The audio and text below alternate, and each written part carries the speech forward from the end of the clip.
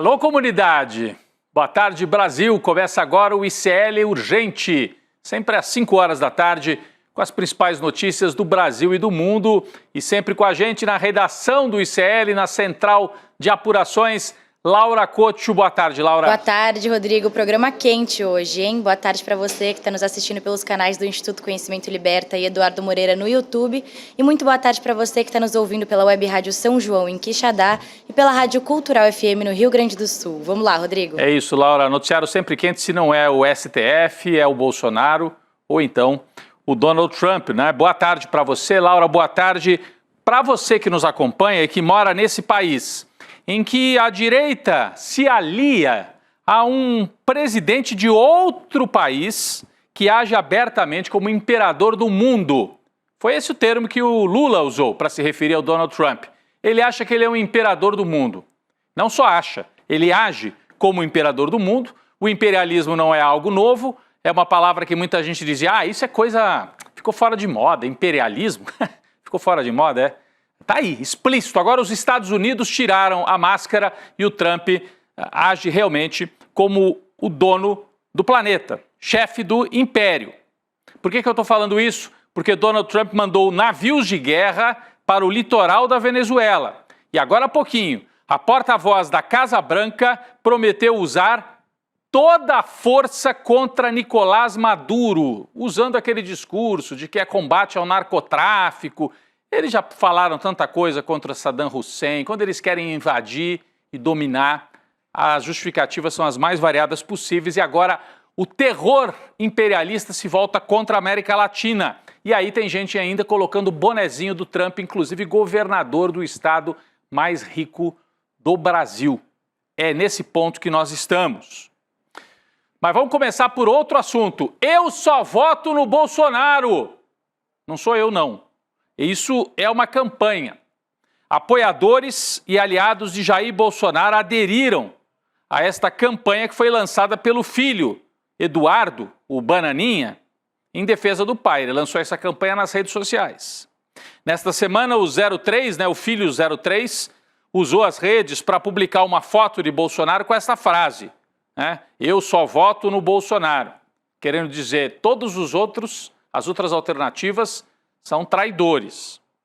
A expressão rapidamente entrou para os trending topics do X, que são os assuntos mais comentados do momento. Vamos ver o post? Está aqui na tela. Tem esse desenho, essa foto estilizada do Bolsonaro. Para quem está só nos ouvindo, é uma espécie de uma foto artística e embaixo escrito eu só voto no Bolsonaro, e a postagem do Eduardo, lá dos Estados Unidos. Ele diz o seguinte, abre aspas, acho engraçado a pessoa dizer, mas se o Bolsonaro não concorrer, você vai entregar o Brasil na mão do PT?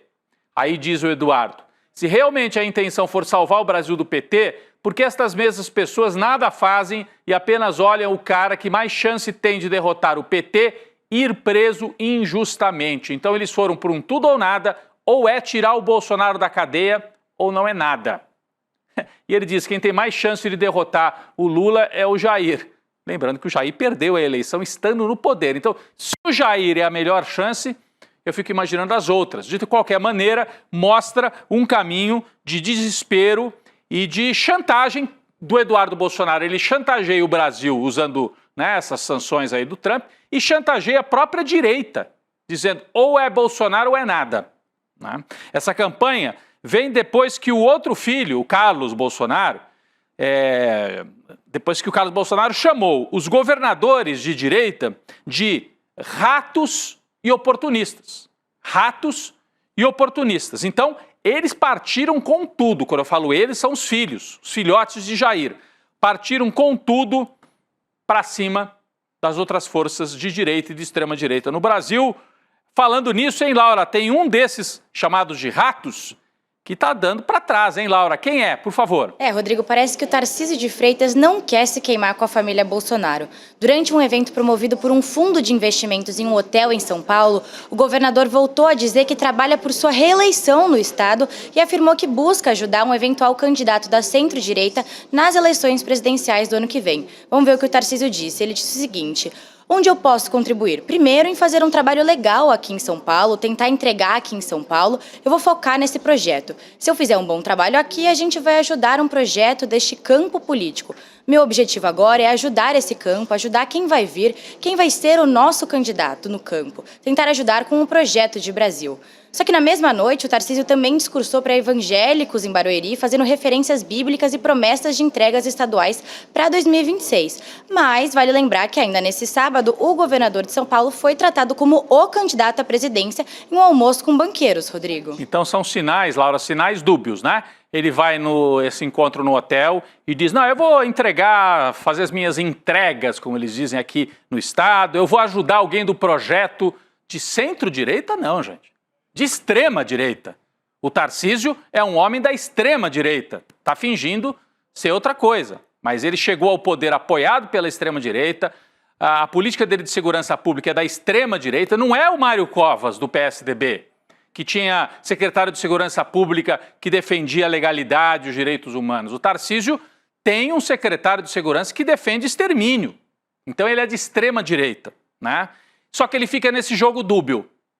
Para não desagradar totalmente a família e não ser chamado de rato, mas já foi chamado de rato, ele diz, não, eu vou ficar em São Paulo. Ao mesmo tempo, quando se encontra em petit comité, assim, só com poucas pessoas, junto a banqueiros, ele diz, não, eu posso até sair a presidente, sim. Então, ele ainda está mantendo o nome dele aí, né, para, numa eventualidade do Lula cair nas pesquisas, Tarcísio se apresentar de novo. Bom, esse medo tem a ver justamente com pesquisas públicas, algumas, e outras encomendadas pelos partidos políticos, inclusive o Kassab, o PSD, tem várias pesquisas rodando aí, mostrando que o Lula se recuperou e o Tarcísio perderia a eleição para presidente hoje. Amanhã sai nova pesquisa, está aqui na tela, ó. Quest faz nova pesquisa sobre a avaliação do governo Lula e também sobre a corrida presidencial de 2026.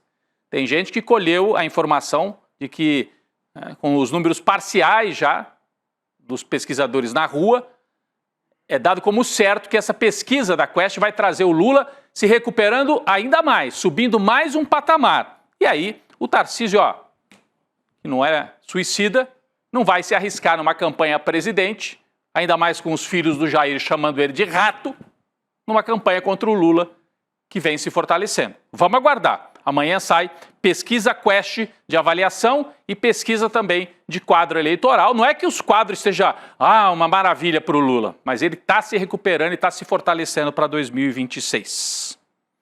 Vamos sair um pouquinho da política nacional e falar sobre as ameaças que vêm de Washington. Um grande conflito pode estar prestes a explodir aqui na América Latina. A porta-voz do governo Trump, Karoline Leavitt, disse hoje, na verdade agora há pouco, eu estava na redação aqui e vi no momento em que essa notícia vinha e ela fez essa declaração. É a porta-voz do Trump, uma moça jovem que fala em nome do Trump. Ela disse que os Estados Unidos vão usar toda a força contra o governo de Nicolás Maduro na Venezuela. Vamos ver exatamente a frase? Abre aspas para Karoline Leavitt. Maduro não é um presidente legítimo.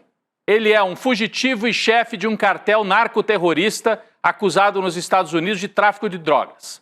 Trump está preparado para usar toda a força americana para deter o tráfico de drogas. Gente, vamos lembrar o que os Estados Unidos já fizeram?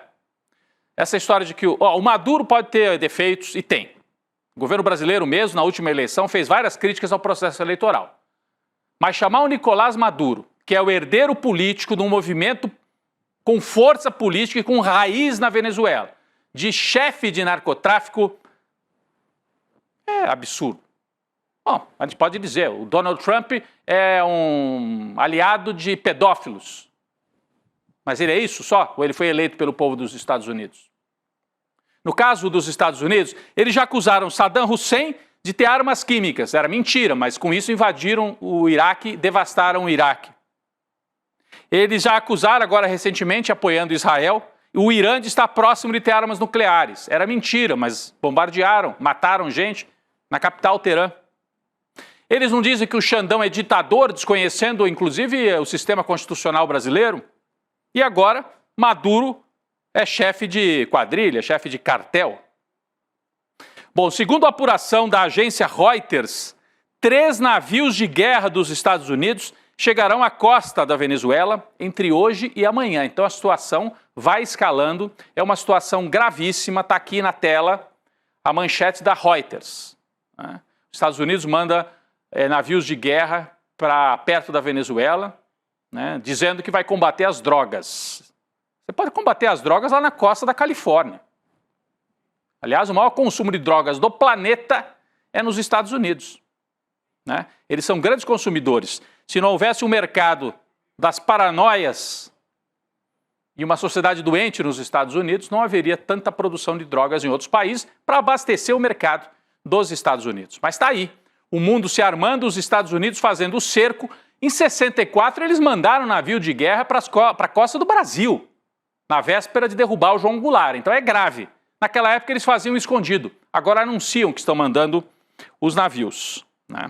As fontes ouvidas pela Reuters disseram que a justificativa seria justamente enfrentar cartéis. Eles recentemente também instalaram uma agência no Paraguai, segundo eles, para combater grupos narcotraficantes que os Estados Unidos consideram terroristas. Terrorismo e narcotráfico é a palavra de ordem para intervir na América Latina. Hoje, Nicolás Maduro começou a mobilizar o povo e já anunciou a mobilização de mais de 4 milhões de homens da chamada milícia bolivariana. É a milícia popular, é o povo em armas, para apoiar o exército da Venezuela. Está aqui o Nicolás Maduro na tela, o pessoal pode não gostar, eu já fui para a Venezuela 3 ou 4 vezes, cobri. O chavismo segue a ter, já teve muito mais apoio, mas segue a ter apoio muito forte, tem implantação popular, tem apoio, tem núcleos espalhados pelo país inteiro. É claro, os Estados Unidos têm bomba atômica, tem esses navios de guerra, se apontarem para a Venezuela, a ameaça está dada. Mas uma coisa é ameaçar, outra coisa é ocupar. Vamos ver. Mas é gravíssima a situação. Laura Costa tem mais informação sobre isso. Laura. Rodrigo, esta medida acontece depois de Washington aumentar a recompensa por informações que levem à captura do Nicolás Maduro. No início desse mês, o governo Trump elevou essa recompensa para 50 milhões de dólares, cerca de 270 milhões de reais. Antes, no governo Biden, o valor era de 25 milhões de dólares, o que significa que o Trump literalmente dobrou a aposta. Já sobre a mobilização de tropas, a milícia bolivariana foi criada por Hugo Chávez e hoje faz parte da Força Armada Nacional Bolivariana, contando oficialmente com cerca de 5 milhões de reservistas, Rodrigo. Então é isso, são reservistas, é o povo em armas. E olha, isso lá funciona. As Forças Armadas da Venezuela são as únicas na América Latina que não têm formação paga pelos Estados Unidos e por isso, na América Latina não, na América do Sul, porque Cuba também não tem. Então na América do Sul são as únicas que não têm aquele pensamento colonizado formado lá nas academias dos Estados Unidos. Mas é claro que o poderio é esmagador dos Estados Unidos. Então o Trump se elegeu dizendo que ia acabar com os conflitos armados e está abrindo um conflito seríssimo aqui na América do Sul. Mas não é só no Ocidente, hein, gente, que o mundo está pegando fogo. Na Coreia do Norte, o presidente Kim Jong-un defendeu hoje que o país, a Coreia do Norte, precisa expandir o seu arsenal nuclear. A Coreia do Norte já tem bomba atômica, mas ele está defendendo o direito da Coreia do Norte expandir. Por quê? Ele está justificando essa medida citando ameaças militares dos Estados Unidos e da Coreia do Sul, que, segundo ele, podem começar uma guerra na Península Coreana, ali às portas da China. Laura Costa também tem mais explicações e informações sobre esse fato, tensão também na Península da Coreia. Laura. Pois é, Rodrigo, essa justificativa do Kim Jong-un acontece porque nessa segunda-feira a Coreia do Sul e os Estados Unidos iniciaram uma série de exercícios militares, incluindo vários testes de possíveis respostas às ameaças crescentes da Coreia do Norte, incluindo forças nucleares. Esses exercícios estão previstos para acontecer até o dia 28 de agosto, ou seja, quinta-feira da semana que vem. Agora, Rodrigo, a pergunta que fica é, o que a gente pode esperar do Kim Jong-un nesses próximos dias? É o que pode esperar do Kim Jong-un, eu faria outra pergunta. O que a gente pode esperar do Donald Trump nesses próximos dias? Porque é conflito na América Latina, são navios de guerra às portas da América do Sul, no litoral da Venezuela, e é exercício militar com a Coreia do Sul na Ásia. Então está ampliando a tensão no mundo inteiro. E você vê que a justificativa da Coreia do Norte para ter arma nuclear é a ameaça da Coreia do Sul. E a justificativa da Coreia do Sul para fazer exercício militar com os Estados Unidos são as ameaças da Coreia do Norte. Então, gente, uma fagulha ali e explode uma guerra terrível, em que a Coreia do Norte, repito, tem bomba atômica e destrói a Coreia do Sul em alguns minutos com os seus mísseis nucleares. Bom, vamos falar de outra guerra ainda. Eu peço desculpa, mas é o noticiário. O mundo está indo para esse caminho. O Chico Sá, nosso colega, fala, às vezes parece que nós estamos fazendo o diário do fim do mundo. Não vamos exagerar, mas é uma maneira de dizer como a situação é dramática. Talvez tão dramática como lá nos anos 30 do século passado. Guerra da Ucrânia. Em entrevista à Fox News, Trump afirmou hoje que a Ucrânia ficará, nas palavras dele, até que com muito território, se referindo às regiões em disputa atualmente com a Rússia. A fala de Trump ocorre depois da reunião de ontem com o presidente Zelensky da Ucrânia e outros 7 líderes europeus. Vamos dar uma olhada no mapa que mostra a situação atual dos territórios da Ucrânia na guerra. Você observa aqui do lado direito, são as áreas em vermelho, as áreas atualmente ocupadas pela Rússia. Está aqui a nossa legenda, né? Controle russo, linha vermelha, né? Então, as penínsulas de Luhansk, Donetsk, Melitopol, Kherson, são áreas atualmente ocupadas pela Rússia. E você tem algumas dessas áreas que, inclusive, estavam ocupadas antes do início da guerra atual. A Crimeia, por exemplo, que é a península da Crimeia, fundamental para a Rússia, porque com o porto de Sebastopol, a armada russa tem o único porto de águas quentes, porque a Rússia, você sabe, no norte, o mar congela em boa parte do ano. O único lugar onde eles têm mar com águas quentes é aqui na Crimeia. Na época da União Soviética, esse território foi cedido para a Ucrânia. E agora a Rússia tomou de volta, antes da guerra atual. Então, quando o Trump fala até que a Ucrânia vai ficar com muito território ainda, ele quer dizer que boa parte dessas áreas atualmente ocupadas, a Ucrânia perdeu já. Crimeia, com certeza. A Rússia não devolve de jeito nenhum. Lugansk e Donetsk, que são áreas onde se fala russo, apesar de ser dentro da Ucrânia, provavelmente não tem volta também. Pode ser que Kherson, Melitopol, aí o Putin aceite negociar alguma coisa. A gente tem um outro mapa que também mostra mais ou menos a mesma situação. Então, quando o Trump fala, até que vai sobrar bastante para a Ucrânia. Mas seria assim, para acabar a guerra, a Ucrânia teria que se conformar em perder cerca de 20% do seu território. Repito, quem está nos assistindo por vídeo, pode olhar agora para a tela, e está aqui muito bem desenhado, o lado direito, o leste da Ucrânia, que seria a área que a Ucrânia teria que ceder, entre aspas, entregar, aceitar a perda para encerrar esse conflito. Vamos ver, vamos ver. O presidente Lula, pessoal, saindo de Ucrânia e voltando ao Brasil, avisou aos auxiliares próximos que pretende convocar nova reunião ministerial na semana que vem. Está subindo o tom dos Estados Unidos contra o Brasil, Estados Unidos contra a América do Sul, e o Lula quer unificar mais o time. O objetivo é alinhar o discurso em toda a esplanada diante da escalada na disputa comercial com os Estados Unidos. E a Laura tem mais informações sobre esta reunião. Laura. Rodrigo, segundo interlocutores, uma das preocupações do presidente Lula é que todos os ministros estejam na mesma página. Por exemplo, em relação à defesa da medida provisória do Plano de Contingência, apelidado de MP do Brasil Soberano. Essa proposta vai começar a tramitar agora no Congresso e o governo teme que os congressistas não apoiem o projeto. A proposta institui uma linha de crédito de 30 bilhões de reais que vai ser destinado às empresas mais prejudicadas pelo tarifaço. E esse encontro com os ministros deve acontecer na próxima terça-feira, dia 26. E essa vai ser a segunda reunião ministerial do governo desde o começo do ano. A última aconteceu no dia 20 de janeiro, há quase 8 meses, Rodrigo. Seria a segunda reunião ampliada aí do Lula com o seu ministério. Bom, o judiciário brasileiro, Laura e todos que nos acompanham, continua na mira de Trump. Não é só Alexandre de Moraes, hein? O governo dos Estados Unidos afirmou que nenhum tribunal estrangeiro pode anular sanções impostas pelos Estados Unidos ou proteger alguém das severas consequências de descumpri-las. É o império falando de novo. É uma arrogância. Quem é que diz que o Brasil quer anular sanções? Trump baixa sanções que valem lá para ele. Agora, o que o Brasil disse foi: sanção aplicada pelos Estados Unidos vale no território dos Estados Unidos. Eles não têm ingerência no território brasileiro, nós não somos colônia, né? O posicionamento foi publicado oficialmente em português pelo perfil da Embaixada dos Estados Unidos. Repito, em 64 eles faziam tudo isso aqui na encolha, usando a CIA, comprando políticos, pagando, né, ajudando a insuflar contra o governo constitucional e derrubaram o Jango no Brasil, derrubaram o governo na Argentina, no Uruguai, no Chile, instauraram ditaduras em toda a América do Sul. Agora eles fazem abertamente, está aqui na tela, né? Alexandre de Moraes, diz a embaixada, é tóxico para as empresas legítimas e os indivíduos que buscam acesso aos Estados Unidos e seus mercados. Nenhum tribunal estrangeiro pode anular as sanções impostas pelos Estados Unidos. Então eu devolvo para a embaixada. Nenhum tribunal estrangeiro vem aqui apitar no Brasil e nenhum governo estrangeiro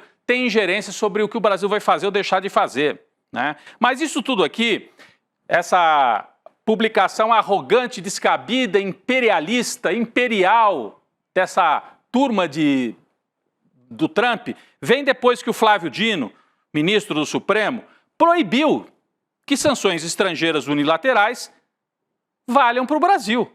Parece que essa ação até dividiu um pouco a ação do Dino, né, muito afirmativa e de defesa de soberania, dividiu um pouco os ministros do STF que preferiam, às vezes, um posicionamento mais discreto, mais na encolha. Laura, explica pra gente. Teve ministro que não gostou do que o Flávio Dino fez? É isso, Rodrigo. Com o despacho da decisão, o Dino acabou se antecipando ao Cristiano Zanin, que é o relator da única ação no STF sobre a aplicação da Lei Magnitsky. O Zanin, ele já havia sinalizado para interlocutores no Supremo Tribunal Federal e no mercado financeiro que não daria nenhuma decisão às pressas sem antes ouvir os bancos e outros envolvidos nesse assunto. Só que o ministro Flávio Dino aproveitou a relatoria de uma ação sobre o rompimento da barragem de Mariana para determinar imediatamente que ordens de governos estrangeiros não podem ser aplicadas no Brasil sem homologação do Supremo. Assim, o Dino seguiu um caminho diferente do que pregava uma ala do tribunal que apostava na cautela prometida pelo Cristiano Zanin, Rodrigo. Essa cautela do Zanin, que eu acho descabida nesse momento, o Brasil está sob ataque. Mas qual é o medo? O Zanin estava querendo dialogar com os bancos. Então o Dino diz, não vale, a decisão lá dos Estados Unidos vale para os Estados Unidos. Não podem obrigar um banco brasileiro a fechar a conta do Alexandre de Moraes. A Caixa Econômica, o Bradesco, vai sofrer sanção no Brasil porque o Alexandre de Moraes tem conta? Não dá, né? Mas o risco é, se os bancos brasileiros seguirem esse caminho, e é o que deve ser feito, o governo Trump daqui a pouco pode sancionar banco brasileiro, mandar fechar a agência. E não é só a agência, eles têm dinheiro investido em fundos internacionais. Então esse é o risco e o medo do setor bancário brasileiro que está completamente internacionalizado. Mas para isso que nós temos banco público, ainda bem. Vamos ver o que vai acontecer. Vamos ver. Fez muito bem o Flávio Dino de ter um posicionamento firme neste momento. Pessoal, os patriotas de Araque estão sentindo na pele o efeito de apoiar os ataques de Trump, né? A empresa Taurus, fabricante brasileira de armas lá do Rio Grande do Sul, teve que conceder férias coletivas. Presta atenção. Empresa de arma. Lembra do Bolsonaro? O rei da arminha fez campanha defendendo as armas. A Taurus teve que dar férias para 40 funcionários depois do tarifaço. A Taurus exporta 80% da sua produção para os Estados Unidos. Com a taxação, a empresa informou que a exportação ficou inviável. Ah, é? Vocês não achavam bonito? Trump, bolsonarismo. Não achavam bonito? Um governo que batia continência para a bandeira dos Estados Unidos? Em fevereiro deste ano, o CEO da Taurus, Salésio Nuss, deu uma entrevista elogiando Trump e criticando Lula. Agora, ele busca ajuda do governo Lula para minimizar os efeitos do tarifaço nas receitas da sua empresa, o Mundo dá Voltas. Vai fazer arminha na casa do Bolsonaro para ver se resolve seu CEO da Taurus. Mas os funcionários não têm nada a ver com isso, né? E podem perder o emprego. Olha o que é o empresariado com complexo de vira-lata, que prefere bater continência para a bandeira dos Estados Unidos. Pessoal, mais uma triste notícia, só que não para os bolsonaristas, mais especificamente para Carla Zambelli. A justiça italiana decidiu hoje manter a prisão cautelar da deputada licenciada Carla Zambelli. Ou seja, o pedido da defesa para converter a prisão em domiciliar lá na Itália foi rejeitado. Segundo a Advocacia Geral da União, a Corte italiana reconheceu que a prisão de Zambelli pela polícia italiana foi correta. Em nota, a AGU também informou que o Brasil influenciou na decisão por meio do envio de documentos e argumentos jurídicos decisivos para confirmar a legalidade da prisão cautelar para fins de extradição. Então, ela estava pedindo assim, enquanto vocês decidem se eu vou ser extraditado ou não, me deixem em casa, em Roma, na casa de uma amiga lá que ela estava, e a polícia e a justiça italiana disseram, não. Fica na cadeia enquanto a gente decide se você cumpre pena na Itália ou se vai cumprir pena no Brasil por ter invadido o sistema do CNJ. Ela era toda sorridente, dizia que era inatacável, inatingível na Itália e vai seguir presa. A mesa diretora da Câmara protocolou hoje um projeto de mudança no regimento interno para punir sumariamente deputados que invadam o plenário de novo, se tentarem de novo esse tipo de rebelião. Na nova proposta, o presidente da Câmara vai poder punir quem impedir ou criar obstáculos por ação física ou por qualquer outro meio, se fizer isso para impedir o exercício regular das prerrogativas regimentais e o funcionamento da atividade legislativa. Laura Couto. Rodrigo, de acordo com o texto protocolado, essa medida se faz necessária diante dos recentes e graves episódios de ocupação da mesa. Aí fazendo uma referência clara ao motim dos deputados de extrema-direita que aconteceu no primeiro dia de retorno do recesso parlamentar aí no começo de agosto. A mesa diretora usou a ocupação como justificativa para o projeto, ressaltando que tais atos não apenas paralisam a atividade legislativa, mas também erodem a imagem e a autoridade da casa perante a sociedade. Além disso, a proposta da mesa diretora diz que em casos como esses, não há tempo hábil para guardar toda a tramitação de representações por quebra de decoro e que quando se trata de flagrante de agressão física ou paralisação das atividades, a resposta deve ser imediata e eficaz. O projeto deve ser votado ainda hoje, Rodrigo. E outra decisão importante na Câmara, rapidinho, é que o Hugo Mota decidiu pautar para hoje regime de urgência do projeto de lei sobre proteção de crianças e adolescentes, o chamado PL da adultização. Você está acompanhando, foram as denúncias do FEL, que está até aqui, ó. Né, e que geraram toda essa repercussão. Pode ir à votação ainda hoje o debate, o projeto de lei sobre esse tema. E eu queria trazer mais uma notícia ainda, a gente vai acompanhar tudo isso, no N2 podemos trazer mais informações sobre o PL da adultização, é um nome complicado, mas é o PL para impedir as redes sociais de propagar pedofilia. Resumindo, é isso. Vamos lá. O filho do cantor Renato Russo, Giuliano Manfredini, enviou uma notificação extrajudicial ao Partido Novo, só que é mais velho do que a UDN. Pelo uso não autorizado da música Que País é Esse? A canção foi tocada durante o lançamento da pré-candidatura do governador Romeu Zema à presidência da República. O Zema lançou a candidatura dele, cara de pau, usando música do Renato Russo.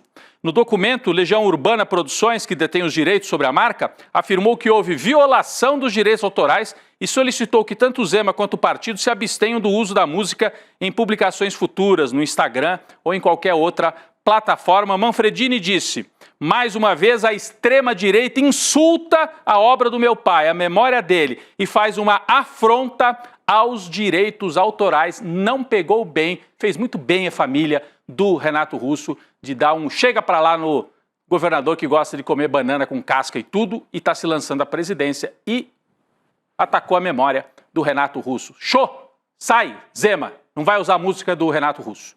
É isso aí. Laura, obrigado pela participação mais uma vez aqui ao vivo no ICL Urgente. Obrigada, Rodrigo. Até amanhã. Até amanhã. Pessoal, estamos falando tanto de extrema-direita, a cartilha do autoritarismo está em curso, né? Está sendo usada no Brasil, os sinais estão por toda parte. Se você quer saber mais sobre isso, atenção. Como as democracias morrem, dia 28 de agosto, uma aula com um dos autores desse livro que virou um clássico no mundo inteiro, né? O Ziblatt, Daniel Ziblatt, estará ao vivo com o Eduardo Moreira para dar uma aula gratuita. Ele vai explicar, né, tudo que está ali no livro. Se você não leu o livro, faça a aula. Acompanhe a aula dia 28. Como é que você faz isso? Digitando iclurgente.com.br, preenche com o seu e-mail. Vou falar de novo. iclurgente.com.br. Vai abrir um campo, você põe o seu e-mail e aí a equipe do ICL te avisa, olha, é hoje. Ou então você faz aqui pelo QR Code, ó. E aí a equipe te avisa, é hoje, dia 28 de agosto. E aí você assiste a aula e entende melhor esse avanço da extrema-direita no mundo e também aqui no Brasil. Não perca Como as Democracias Morrem no dia 28 de agosto. Vamos agora para o N2 com a Gabi Varello, Chico Sá, e daqui a pouco eu estou por lá. O ICL Urgente volta amanhã. Valeu! As democracias não morrem mais com tanques. Hoje, elas morrem com votos. Morrem com um vírus que é implementado dentro do regime democrático para destruir a própria democracia. Quem nos ensina isso é Daniel Ziblatt, professor de Harvard e autor do livro Como as Democracias Morrem. Quer a notícia do ano? A bomba! Ele vai dar uma aula online gratuita para todos nós da comunidade do ICL. E mesmo você que não é da comunidade CL vai poder assistir também gratuitamente. Vai ser traduzida para o português para todo mundo poder entender. Vai ser no dia 28 de agosto, uma quinta-feira, às 8 horas da noite. E aí chama teus amigos, tuas amigas também para participar, porque assistir uma aula dessa defende a nossa democracia. Mais do que nunca a gente precisa disso. Um abraço e até dia 28 que eu vou estar lá com vocês. Eu vou passar a vida fazendo o quê? Mantendo o meu padrão? Eu acho que a vida tem alguma coisa a mais para valer a pena. O privilégio da classe média é reproduzir o conhecimento legítimo. As boas universidades, línguas estrangeiras. Filosofia é amizade pela sabedoria ou amor ao saber. O ser humano é um ser de desejo, não tem limites. Aqueles que lutam pela vida, lutam por Jesus, ainda que nele não tenham fé. We don't have a sharing of wealth, sharing of power, and sharing of status, and a sharing of dignity, as I say. The events of 1945 led to the establishment of the Doomsday Clock. With the question of capitalism's tendency. Noi produciamo una ricchezza crescente, ma qual è il problema dell'economia? I am the eldest daughter, boxing legend Muhammad Ali.